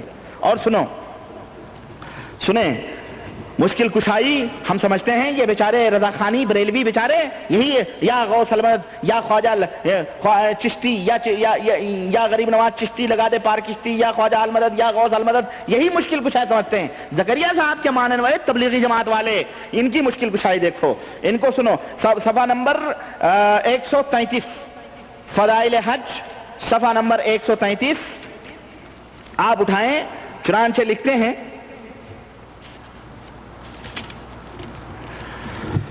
میں مختصر کر کے واقعہ بتا رہا ہوں کیونکہ لمبا ہے بھائی, جب لمبا ہے جبھی تو اتنی موٹی ہو گئی ہیں کتابیں. یہ لکھتے ہیں, کہتے ہیں کہ ابو زرع کو فاقہ تھا, بھوک لگی تھی ابو زرع کو, کئی دن کے بھوکے تھے. قبر انور کے پاس مراقبے میں بیٹھ گئے, یعنی گھٹنوں میں سر دے کے بیٹھ گئے. حضور نے انہیں درہم دیے جنہیں انہوں نے شیراز تک خرچ کیا. حضور نے کو خواب میں انہوں نے مراقبے میں حضور صلی اللہ علیہ وسلم نے انہیں درہم دیے, اشرفیاں دیں جو کہ ان کے خرچے کے لیے. 133 صفحہ. اور اسی طرح کہتے ہیں زکریا صاحب کہ شیخ احمد بن محمد صوفی روضہ اقدس کے, ان کے باپ کا محمد بن محمد صوفی, یہ پہلے سے صوفی تھے, یہ اپنا لقب ان کا صوفی تھا. یہ صوفی تو خود یہودی خبیث ہوتے ہیں مردود, سمجھ رہے ہیں. لکھتے ہیں کہ روضہ اقدس کے پاس بیٹھ گئے, 13 ماہ سے پریشان تھے. کتنے ماہ سے؟ 13 ماہ سے. اور کیا ہوا تھا معلوم ہے؟ صفحہ نمبر 134, یہ 13 ماہ سے جنگل میں پھر رہے تھے. یہ کہاں پھر رہے تھے؟ جنگل میں پھر رہے تھے. ان کو جنگل میں کیا, شیخ احمد یہ جنگل میں پھر رہے تھے, ان کی کھالیں بدن کی چھل گئی تھی. یہ جنگل میں کیا کر رہا تھا 13 مہینے سے؟ یہ کیا ڈھونڈ رہا تھا جنگل میں؟ ایشور کی تپسیا کر رہا تھا. یہ سادھو سنتوں کا دھرم بتانے والوں, ارے ان مرکزوں کو توڑ کر کے تم قرآن و سنت کی تعلیم اور قرآن و سنت کے نہج پہ چلو. اسلام کے اندر روحانیت نہیں ہے. تم تبلیغی جماعت والوں کو گمراہ کر رہے ہو, پوری دنیا کو گمراہ کر رہے ہو تم لوگ. اللہ کے لیے اللہ کا خوف کرو, ڈرو. سنو, کہتے ہیں کہ دونوں ہاتھ پریشان تھے, حضور نے ان کے دونوں ہاتھ درہموں سے بھر دیے. فضائل حج صفحہ نمبر 134. سوال یہ پیدا ہوتا ہے, یہ سکے جو حضور بانٹ رہے تھے حضور کو کہاں سے ملے بھائی؟ قبر سے حضور کو کہاں سے ملے؟ حضور کہاں سے لائے؟ اور پھر سکوں پر تو شاہی مہر لگی ہوئی ہوتی ہے, شاہی مہر لگی ہوتی ہے. اصلی مہر کے بغیر وہ تو کہیں سے بھی آئے تو وہ تو جعلی ہی ہوں گے, ہے کہ نہیں؟ اور کیا آج بھی حضور صلی اللہ علیہ وسلم باقاعدے خزانوں میں لا کر, ہو سکتا ہے ان کے ہاں یہی عقیدہ ہوگا بھائی. حضور صلی اللہ علیہ وسلم جیسے طاہر القادری کہتا ہے کہ ہمارے خزانے میں حضور کی جوتیوں کے صدقے سے مال آ رہا ہے. سمجھ رہے, حضور کی جوتیوں کے صدقے سے مال آ رہا ہے. اور میں سمجھتا ہوں کہ یہ شیطان ہے جو بیت المال سے مسلمانوں کے بینک مسلمانوں کے گھروں سے چرا چرا کر کے ان کو دے رہا ہے. یہ نبی کریم صلی اللہ علیہ وسلم ہرگز نہیں ایسا کر سکتے ہیں. اور یہ بیچارے جاہل یہ سمجھ رہے ہیں یہ سب نبی کریم صلی اللہ علیہ وسلم کی کرامت ہے. اور آج بھی ذرا ہمیں بتلاؤ تبلیغی جماعت والے، جاؤ حضور کی قبر کے پاس کہیں دور ہی بیٹھ جاؤ پولیس کے ڈنڈے سے بچنے کے لیے. تمہیں پتہ ہے نا کہ آج وہاں جائیں گے تو ڈنڈے پڑیں گے، تو ذرا دور کہیں قریب بیٹھ جاؤ، مراقبہ کر کے دیکھیں تمہیں سعودی ریال گڈیوں کے گڈی آ جائیں. پھر نوکریاں کیوں کرتے ہیں؟ ہاں جاؤ مراقبے کرو، حضور سے کہو حضور ہمیں جو ہے 500 کے گڈیاں دیں، دیکھیں پہنچتے ہیں تمہارے پاس ہاتھوں میں. یہ سب کہنے کی باتیں ہیں، گپ اور جھوٹ. کہتے ہیں کہ اور سنیں، ایک قافلے میں ایک بزرگ نے ایک غریب ضعیفہ عورت کی مدد کرنا چاہی، تو ضعیفہ نے ہاتھ اوپر کر اس نے مدد کرنا چاہی کہ چلو بھائی یہ غریب ہے ضعیف ہے اس کی مدد کر، 200-300 درہم دیے. اس نے لینے سے انکار کر دیا اور ضعیفہ نے اوپر ہاتھ کیا. اس عورت نے اوپر ہاتھ کیا تو مٹھی میں درہم آ گئے. مٹھی میں درہم. ہمارے ہاتھ تو خالی ہے بھائی. یہ مداری کی اماں لگ رہی تھی، لگ رہا ہے. ہمارے یہاں مداری ایسے ہی کرتے ہیں.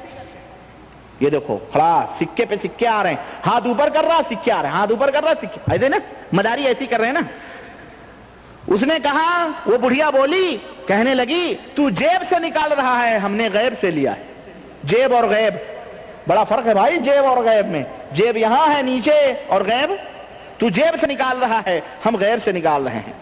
اسی طرح کہہ رہے ہیں شیخ ابو الخیر اقتا بیان کرتے ہیں کہ میں نے 5 دن سے کچھ نہیں کھایا، روضہ اقدس پر سلام کیا اور کہا کہ حضور آپ کا مہمان ہوں. حضور کا مہمان بن کر سو گیا. خواب میں حضور حضرت ابو بکر صدیق، حضرت عثمان، حضرت علی، حضرت عمر اور حضرت علی تشریف لائے تو آپ نے مجھے ایک روٹی مرحمت فرمائی، میں نے آدھی کھائی اور جب میری آنکھ کھلی تو آدھی میرے ہاتھ میں تھی. یہ فضائل حج صفحہ نمبر 138. اور یہ فضائل درود میں بھی یہ واقعہ گزر چکا ہے.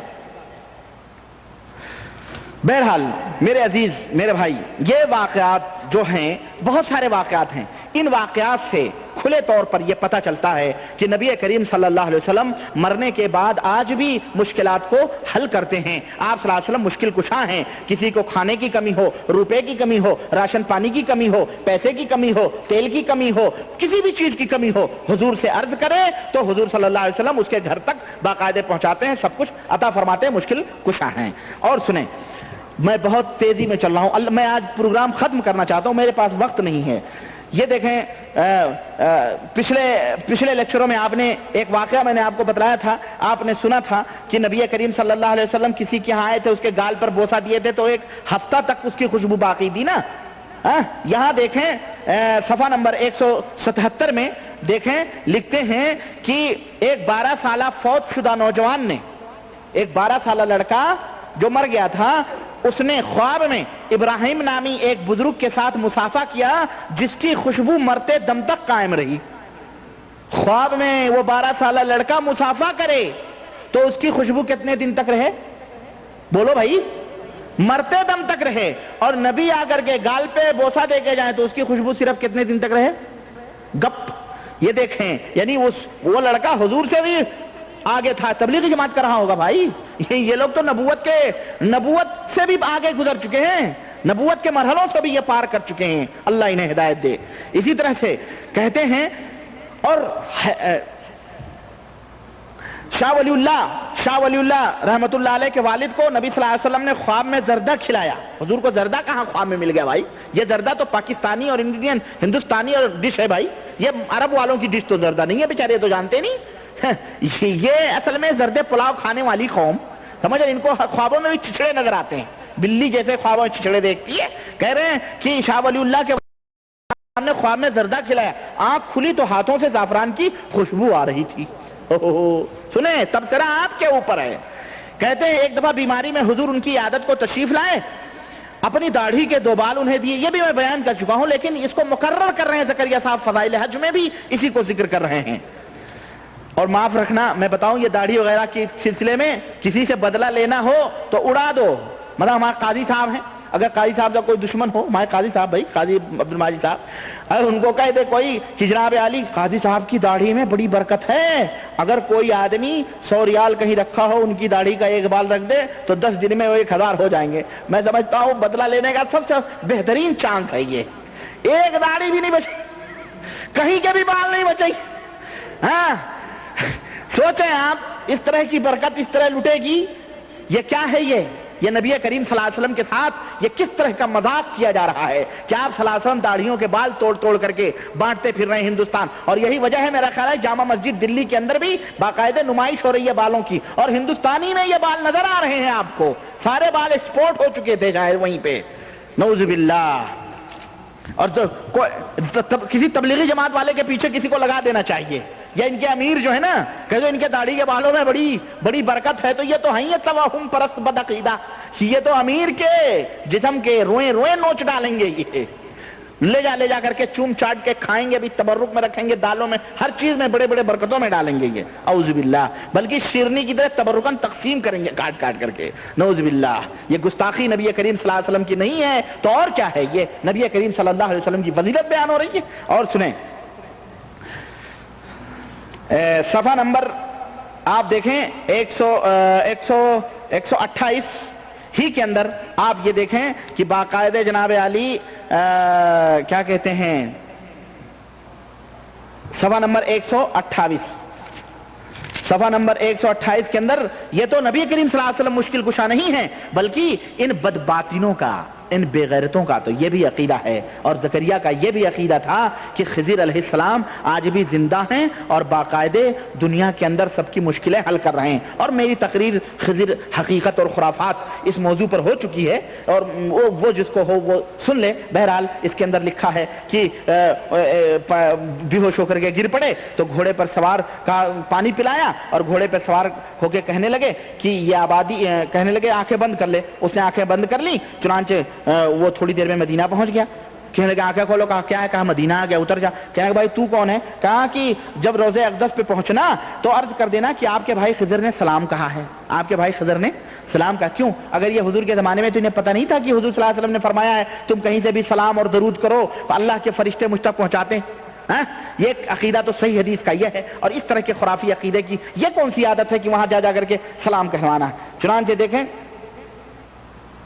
کہتے ہیں یہی خضر تھے. ابدال میں سے ایک شخص نے خضر سے دریافت کیا کہ بہرحال کہتے ہیں کہ حضرت خضر نے ایک ابدال قطب میں بتا چکا ہوں, صوفی اور برہمن, صوفی اور شیطان, یہ سب صوفی ہیں خبیث, یہ سب صوفیوں کے چوزے ہیں. یہ سب نماز روزے کی آڑ میں مسلمانوں کے ایمان اور عقیدے کو لوٹ رہے ہیں اور مسلمانوں کے ایمان اور عقیدے کو برباد کر رہے ہیں. یہ تبلیغی جماعت یہودیوں کی اور نصرانیوں کی بنائی ہوئی جماعت ہے جو مسلمانوں کے ایمان اور عقیدوں کو کھوکھلا کر رہی ہے. اور یہ میں ڈنکے کی چوٹ پر کہہ رہا ہوں, اور ہے کوئی مائی کا لال ہمارے ملکوں کے اندر جو آ کے اس موضوع پر ربانی سے بحث کر لے, اور آؤ اس کتاب کے حوالے سے میں تمہیں یہودی اور نصرانی نہ ثابت کروں تو اس دن تم مجھے جو سزا دینا چاہو دے لو.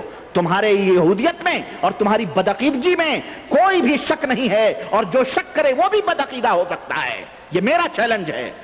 خضر علیہ السلام سنیں, دیکھیں یہ توہین حدیث. یہ ہمارے ہاں کے ملانے, یہ دیوبندی, ایک چاپڑی پیدا ہوا سید واڑیات کوئی ہے واہیات, وہ لکھتا ہے کہ اگر تمہیں حدیث پڑھنا ہے تو تم آؤ ذرا دیوبند کے, یہ دیوبند کی حدیث سنو. لکھ رہے ہیں کہ حضرت خضر نے ایک ابدال جو گھٹنے میں سر رکھ کر کے بیٹھا ہوا تھا اس علیحدہ, اور محدث عبد الرزاق حدیث کا درس دے رہے تھے. محدث عبد الرزاق حدیث کا درس دے رہے تھے. خضر علیہ السلام اس کے پاس گئے اور کہا کہ دنیا حدیث پڑھ رہی ہے, تم یہاں جو حدیث سن رہی ہے اور تم یہاں گھٹنوں میں سر دے کے بیٹھے ہو. تو اس نوجوان نے گھٹنے سر پر ہی رکھے ہوئے اس نے جواب دیا کہ تم دیکھتے نہیں.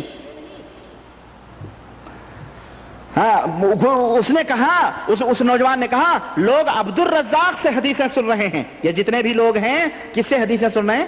عبد الرزاق سے سن رہے ہیں, اور میں یہاں وہ ہوں جو سیدھے رزاق سے حدیثیں سن رہا ہوں. نعوذ باللہ.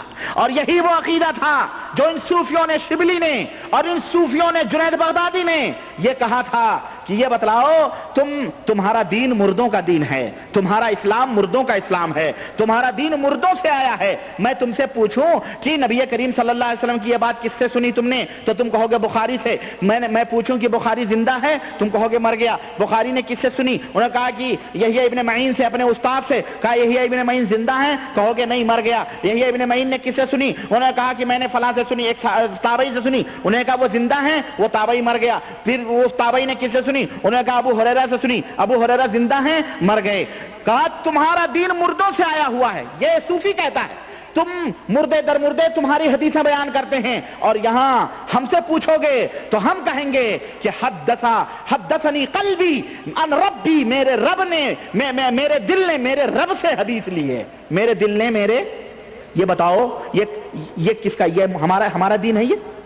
یہ ہمارا دین نہیں ہے، یہ کافروں کا دین ہے، اور کافروں سے بدترین لوگوں کا دین ہے، یہ مشرک یہودیوں کا دین ہے، جو یہ کہتے ہیں کہ ہمیں قرآن و حدیث کی ضرورت نہیں، ہمارا دل سیدھے اللہ سے ڈائریکٹ تعلیم لیتا ہے، نعوذ باللہ، یہ کافروں کا دین ہے۔ وہی دین زکریہ صاحب بتا رہے ہیں کہ کہا کہ لوگ محدث عبد الرزاق سے حدیثیں سن رہے ہیں، اور یہاں میں ڈائریکٹ اللہ سے حدیثیں سن رہا ہوں، نعوذ باللہ۔ یہ حدیث کی توہین نہیں ہے؟ یہ کیا پڑھائیں، یہ کیا جانے حدیث؟ ان کی تو تقلید کرتے کرتے ان کے گھٹے پڑ چکے ہیں، یہ تو اندھے ہیں، بدباطن ہیں، کور چشم ہیں، یہ کچھ نہیں جانتے، یہ حدیثوں کا تمسخر اور مذاق اڑاتے ہیں، نبی کریم صلی اللہ علیہ وسلم کی حدیثوں کے ساتھ کھلواڑ کرتے ہیں یہ لوگ۔ چنانچہ اس نے کہا غیب دانی سنو، غیب بھی جانتا تھا وہ۔ خضر نے کہا میں کون ہوں؟ اس نے کہا اگر میری فراست غلط نہیں کر رہی ہے، اس نے سر اٹھائے بغیر، تو میں سمجھ رہا ہوں کہ تم خضر ہو۔ میں سوچ رہے ہیں ہم جانتے تھے کہ اللہ ہی ہمارے دلوں کے وسوسوں کو جانتا ہے، یہاں تو باقاعدہ تبلیغی جماعت کے بزرگان دین بھی دلوں کے وسوسوں کو جانتے ہیں۔ اور سنیں جناب علی، اور سنیں،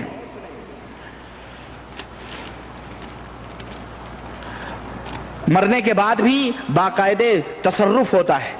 چنانچہ بہت چیزیں ہیں بھائی میرے، میں کیا کیا بتاؤں آپ کو، اللہ کی قسم ٹائم بھی وقت زیادہ ہو رہا ہے، اللہ کی قسم میں تو سوچ رہا تھا کہ میں یعنی زکریا صاحب 112 صفحے میں 112 صفحہ فضائل حج آپ اٹھا کر کے دیکھیں، اس میں لکھتے ہیں کہ جس شخص نے آپ کے وسیلے سے یعنی نبی صلی اللہ علیہ وسلم کے وسیلے سے دعا کی وہ قبول ہوئی، اور جو مانگا وہ ملا۔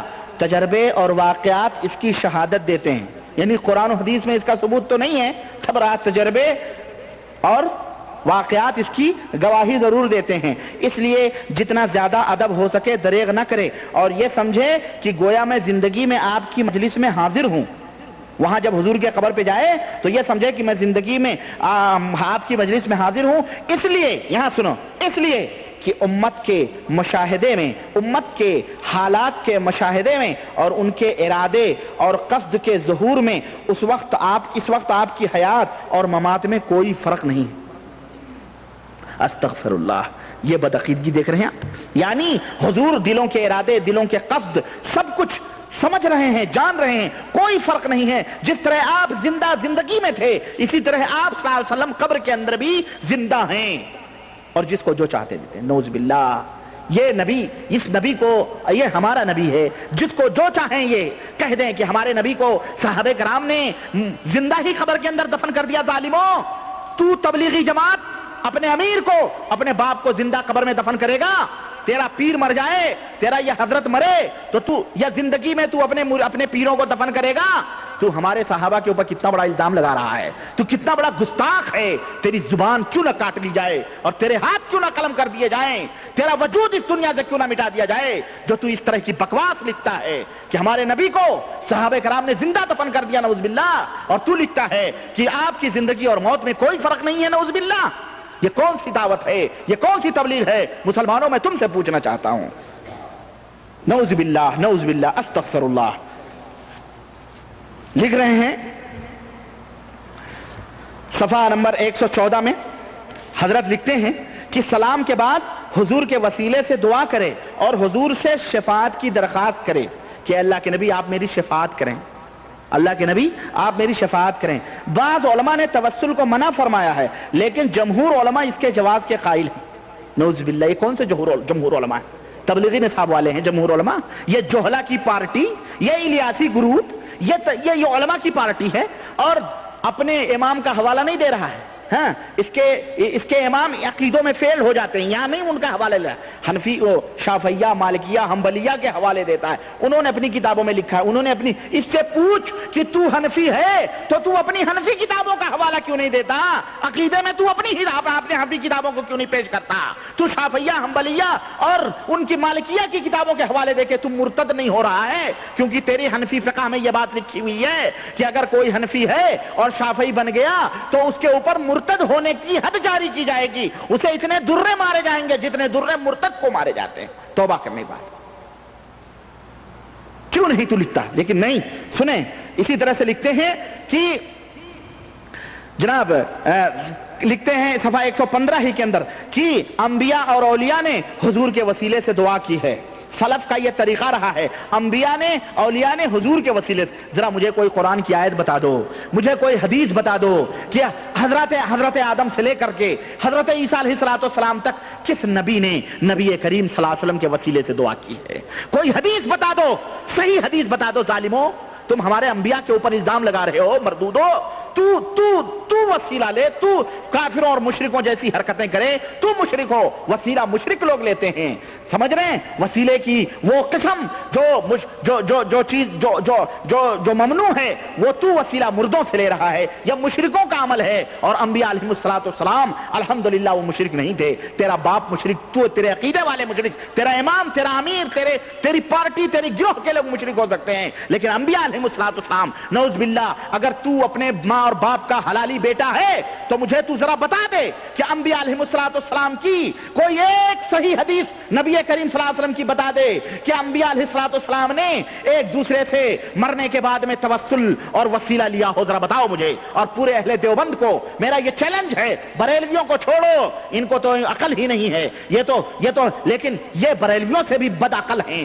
یہ بریلویوں سے بھی اندھے ہیں اور یہ منافق ہیں۔ بریلوی تو علی اعلان ڈنکے کی چوٹ پر ان کی تئیاں پانچا ان کی جو ہے دمڑیاں ادھیڑتا ہے، لیکن یہ بیچ کے چوہے بن کر کے ادھر ادھر چچندر کی طرح ادھر ادھر چچواتے ہیں اور ادھر ادھر روڈوں کے اوپر چلتے ہیں۔ یہ اسلام کے نام پر، تبلیغ کے نام پر یہ کون سا عقیدہ ہے جو تیری اس کتاب کے اندر لکھا ہوا ہے؟ بتا مجھے، سمجھاؤ مجھے مسلمانوں، تم بتاؤ۔ اور سنیں، کہتے ہیں صفحہ نمبر 19 ہے، یہ صفحہ نمبر 19 فضائل حج کے اندر لکھتے ہیں، سنیں جناب عالی، یہاں صدقے طفیل میں تو ایک کے بدلے لاکھ معاف کیے جا رہے ہیں۔ لکھتے ہیں صفحہ نمبر 19 میں کہ علی بن موفق کہتے ہیں کہ میں عرفہ کی رات سویا مینا میں تو میں نے خواب میں دیکھا کہ دو فرشتے ہرے کپڑے پہنے ہوئے آسمان سے اترے۔ ایک نے دوسرے سے پوچھا اس سال کتنے آدمیوں نے حج کیا ہے؟ دوسرے نے جواب دیا مجھے تو نہیں معلوم۔ تو اس پوچھنے والے نے خود ہی کہا کہ 6 لاکھ آدمی ہیں حج کرنے والے۔ اس نے پھر سوال کیا تمہیں معلوم ہے کہ ان میں سے کتنے آدمیوں کا حج قبول ہوا؟ اس نے جواب دیا مجھے تو معلوم نہیں۔ اس نے خود ہی بتایا کہ ان میں سے صرف 6 آدمیوں کا حج قبول ہوا۔ 6 لاکھ میں سے کتنے آدمیوں کا حج قبول ہوا؟ 6 آدمیوں کا حج قبول ہوا۔ یہ کہہ کر وہ دونوں آسمان کی طرف چلے گئے۔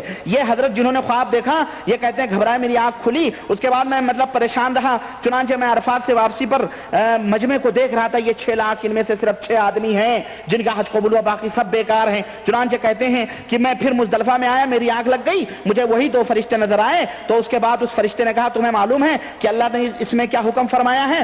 دوسرے نے کہا مجھے تو معلوم نہیں۔ اس نے کہا یہ فیصلہ ہوا ہے کہ ان 6 میں سے ہر ایک کے طفیل میں 1 لاکھ کا حج قبول کر لیا جائے۔ ہاں دیکھ رہے صدقے طفیل، یہ صدقے طفیل والی قوم، اللہ ہمیں صدقے طفیل میں یہ دے دے۔ حسنین کا صدقہ بھر دو جھولی میری یا محمد، ہاں در پہ آیا ہوں بن کے سوالی، کچھ نمازوں کا صدقہ آتا ہو، در سے جاؤں گا لوٹ کے نہ خالی۔ یہ وہی قوم ہے، یہ صدقے طفیل بٹورنے والی، یہ بدعقیدگی نہ زمین میں سمانے والی نہ آسمان میں سمانے والی۔ اور سنیں حضرت بہت باتیں ہیں، آئیے میں جلدی سب آپ حضرات کو صفحہ نمبر 51 کھولیں آپ، 51 میں حضرت بتا رہے ہیں، صفحہ نمبر 51 میں لکھ رہے ہیں کہ بالاتفاق تمام مسلمانوں کے نزدیک، ہاں یہ کہہ رہے ہیں کہ بالاتفاق تمام مسلمانوں کے نزدیک، یہ مسلمان تبلیغی جماعت ہیں، یہ اور دوسرے مسلمان نہیں ہیں، یہی مسلمان ہیں کیونکہ انہی کے ہاں یہ چیز ہے۔ لکھتے ہیں تمام مسلمانوں کے نزدیک حضور اقدس کی زیارت اہم ترین نیکیوں میں سے ہے اور افضل ترین عبادت ہے۔ نبی کے قبر کی زیارت افضل ترین عبادت ہے، اعلیٰ درجات تک پہنچنے کے لیے کامیاب ذریعہ اور پر امید وسیلہ ہے۔ فضائل حج صفحہ نمبر 94۔ وسیلے کا لفظ تو خیر جو ہوا سو ہوا، ہے تو مشرکوں کی عادت رہی ہے، یہ تو معلوم ہے۔ زیارت کو عبادت اور افضل ترین عبادت کہنا، چنانچہ اب افضل ترین عبادت تو نماز ہی ہے بھائی، ہے کہ نہیں؟ اب تبلیغی جماعت والے جو یہ نماز کر رہے ہیں ان سے کہو بھائی تو نماز سے شروع کر رہا لیکن تیری انتہا قبر ہی ہے، تو جا قبروں کی زیارت کر، یہ تو سب سے افضل ترین عبادت ہے۔ سوال یہ ہے کہ یہ عبادت کس کی ہے؟ اگر یہ عبادت ہے زیارت تو کس کی عبادت؟ اللہ کی ہے کہ رسول کی عبادت؟ کس کی عبادت؟ تم زیارت کرنے جا رہے ہو کہ عبادت کرنے جا رہے ہو؟ سنیے، اللہ کے نبی صلی اللہ علیہ وسلم نے تو اپنی قبر پہ آنے والوں سے لوگوں کو منع کیا ہے، اور آپ نے فرمایا کہ دیکھنا لوگوں، میری قبر کو میلہ ٹھیلا نہ بنانا، اللہم لا تجعل قبری وثنا یعبد، اے اللہ میری قبر کو وثن نہ بننے دینا کہ اس کی پرستش ہو، اے اللہ اے لوگوں میری قبر کو عیدگاہ نہ بنانا۔ اور چنانچہ زکریا صاحب نے، یہ تو نبی کا فرمان ہے، لیکن زکریا صاحب نے کچھ جھوٹی حدیثوں کے، تقریباً 6 جھوٹی حدیثوں کے حوالے ذکر کیے ہیں، اور جس کا مفہوم یہ ہے کہ جو حج کرے اور میرے قبر کی زیارت نہ کرے وہ کیا ہے؟ وہ بہت بڑا ظالم ہے، یا جو آئے اور میرے قبر کی زیارت کرے تو اس کے اوپر میری شفاعت واجب ہو۔ میں تبلیغی جماعت سے پوچھنا چاہتا ہوں کہ میرے عزیزو، جس دل سے تم ضربیں مارتے ہو، حق ہو کرتے ہو، ذرا اس زبان کے ساتھ جس سے تم کلمہ پڑھاتے ہو، ذرا ہمیں بتلاؤ کہ ان 6 حدیثیں جو زکریا نے ذکر کی ہیں، ان 6 حدیثوں میں کوئی ایک بھی صحیح حدیث ہے؟